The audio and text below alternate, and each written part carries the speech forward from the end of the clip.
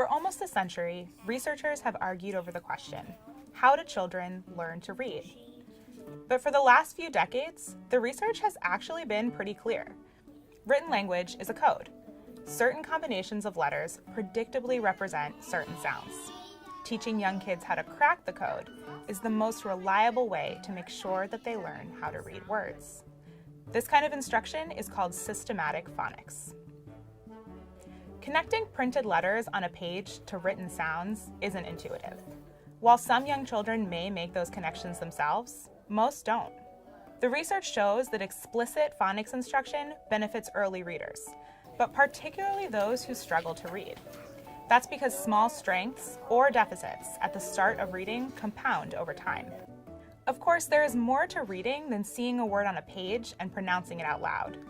Children need to make meaning out of the words they read. That means that they also need deep background and vocabulary knowledge. And eventually, they need to be able to recognize most words automatically and read connected text fluently.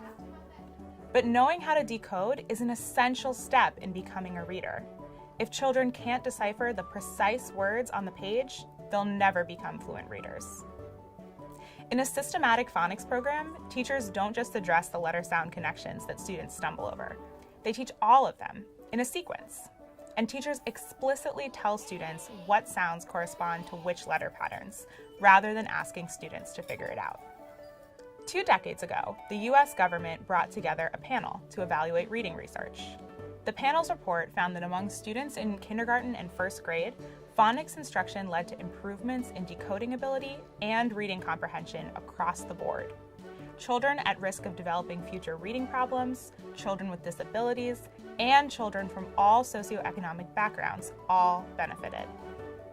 Neuroscience research has since confirmed that explicitly teaching these skills helps people learn how to read new languages more quickly. Of course, phonics instruction, like all teaching, can and should be differentiated to meet the needs of individual students. Once a student knows a sound or phonics skill, he should move on. Many early reading classrooms teach students strategies to identify a word by guessing, using context clues and pictures. Neuroscience studies have found that guessing is a much less efficient way to identify a new word. It's what struggling readers do, not proficient ones. Phonics is essential, but understanding the alphabetic code doesn't automatically make students good readers. There are 5 components of reading: phonemic awareness, phonics, fluency, vocabulary, and comprehension. A framework called the Simple View of Reading explains how comprehension works. It says that reading comprehension is the product of decoding ability and language comprehension. A student needs both good decoding and good language skills to understand what's on the page. If either one of those is low, then comprehension will be low as well. Many people point out that research shows that children who read more are better readers. That's true, but it's important to remember that those studies are correlational. It's unclear whether students become better readers because they read more, or whether good readers are just more likely to pick up books.